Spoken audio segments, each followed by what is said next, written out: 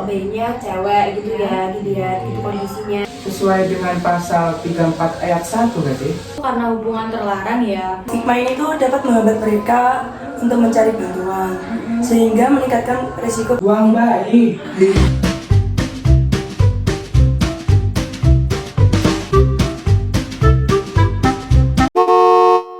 Halo, selamat datang di Iceland Talk bersama aku Isna. dan aku Orlando. Jadi podcast kita ini berisi tentang obrolan realita dan isu-isu yang ada di sekitar kita. Iya, yang pasti bakal seru banget nih ngobrol bareng kita. Dan gak kalah serunya lagi karena kita kedatangan tamu yang rame-rame nih. Gila, tamu kita rame banget ya. Pepatah bilang tak kenal maka tak sayang. Kalau gitu, ayo kita kenalan. Oke, halo, aku Eka. Aku Kesha. aku kan ya. Dan aku Andika. Oke, udah kenal nih, berarti bolehlah sayang ya. Ya gak gitu dong konsepnya bro. Hehe, boleh lah. Kenalan supaya lebih dekat. Ngomong-ngomong, Neng nih, udah pada nikah belum nih? Wah, ketemu yang bening-bening begini ya demen lah. Gak Iya. gitu dong maksudnya. Tuh gini, kan nikah tuh keputusan yang besar gitu ya. Iya kan? Iya, betul. Nah, maka dari itu nikah tuh persiapannya harus mateng kan, Is? Ya betul. Kalau kagak mah nanti malah ujung-ujungnya kayak berita di luar sono tuh, buang bayi. Gede banget. Iya, vitamin. Takut banget.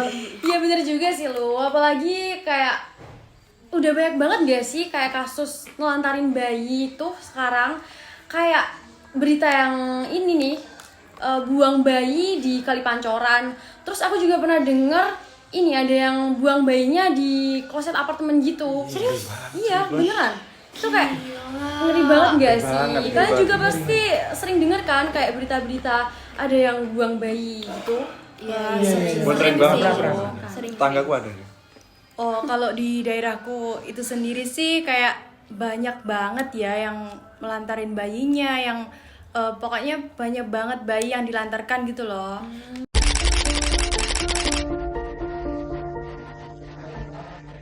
Hi, ngeri banget ya. Kira-kira apa penyebab orang tua menelantarkan bayinya ya?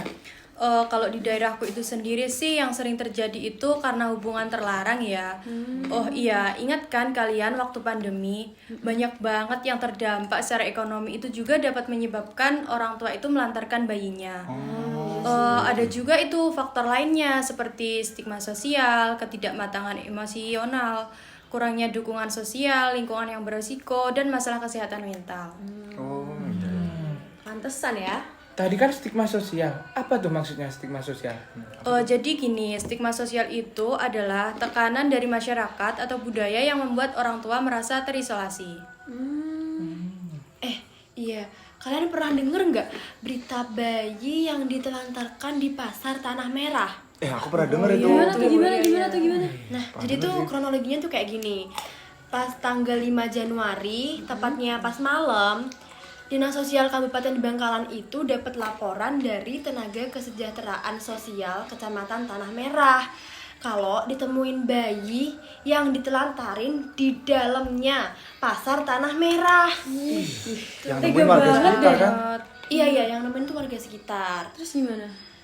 Terus abis itu kan warganya tahu kalau bayinya cewek gitu ya, dilihat gitu kondisinya. Nah, langsung dilaporin ke TKSK Tanah Merah.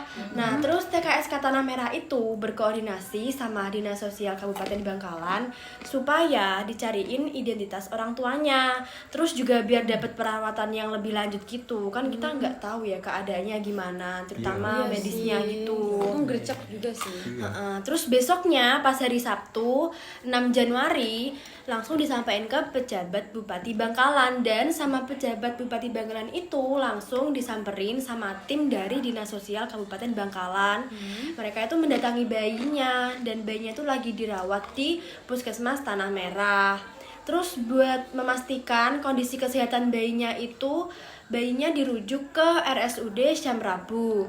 Nah, dan bayinya itu syukurnya dinyatakan sehat, tapi orang tuanya masih belum diketahui gitu. Lah, terus gimana kalau orang tuanya belum ditemukan? Iya, gimana ya? Ya yang paling buruknya sih bayinya bakal dibawa ke UPT Balita Sidoarjo. Sebenarnya bayinya di sana ya diurus sama balita-balita yang terlantar lainnya sih, tapi ya nggak ada orang tuanya gitu. Iya, kasihan sih. Iya, gitu ya. Terus kira-kira tuh dampaknya buat bayinya gitu ya, kalau seandainya sampai ditelantarin tuh bakal gimana ya kira-kira?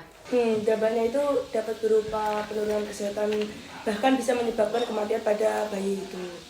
Kalau bayi tersebut tidak dirawatkan, dia bisa sakit apalagi di ruang yang terbuka. Oh iya sih. Nah, menurut kalian nih, proses penyelesaian kasus ini tuh sesuai dengan pasal 34 ayat 1 nggak sih? Kalau menurut aku sih, kalau dilihat dari prosesnya ya, sebenarnya negara dan aparat itu sudah berusaha memastikan bayi ini dirawat sesuai dengan pasal 34 ayat 1 Undang-Undang 1945. Negara punya tanggung jawab buat melindungi dan merawat anak-anak terlantar seperti ini.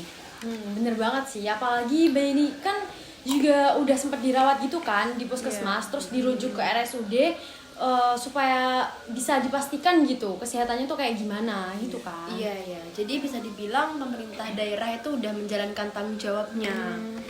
Iya sih. Terus kira-kira program apa ya yang bisa dilakukan pemerintah gitu buat mendukung kayak hak-haknya anak yang terlantar kayak gini?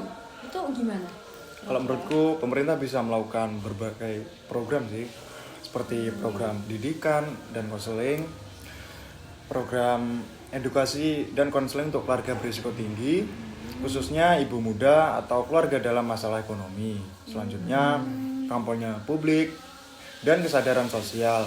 Pemerintah bisa juga meluncurkan kampanye nasional yang menyoroti pentingnya hak anak dan dampak negatif dari penelantaran.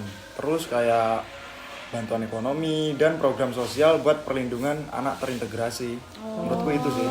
Masuk sih. Terus Iya, kalau menurutku. tapi kira-kira ada nggak sih program dari pemerintah yang justru tuh malah bikin menghambat hak-haknya si anak terlantar kayak gitu tadi? Ada sih menurutku. Kayaknya sih ada ya, Gimana tuh? kayak stigma dan kebijakan yang diskriminatif. Itu kayak stigma ini tuh dapat menghambat mereka untuk mencari bantuan, sehingga meningkatkan risiko penelantaran anak. Kurangnya anggaran untuk program pencegahan kebijakan pemerintah cenderung fokus pada penanganan setelah anak sudah terlantar. Ternyata ada juga ya malahan ini yang bikin menghambat kayak gitu-gitu tuh. Iya kan? Ada. Oke, jadi kayaknya kita udah banyak banget ya ngobrol-ngobrolnya hari ini. Iya, capek banget. Iya, Terima kasih makasih. ya buat teman-teman yang udah datang di podcast kita hari Iya, ini. terima kasih ya teman-teman. Ya. Yang ngobrol kita hari ini tuh sangat asik sekali ya. Banget banget sih. Asik banget sih. Ini asik banget. Makasih sudah nonton kita sampai akhir. Sampai jumpa di podcast Iceland Talk selanjutnya. See you. Dadah.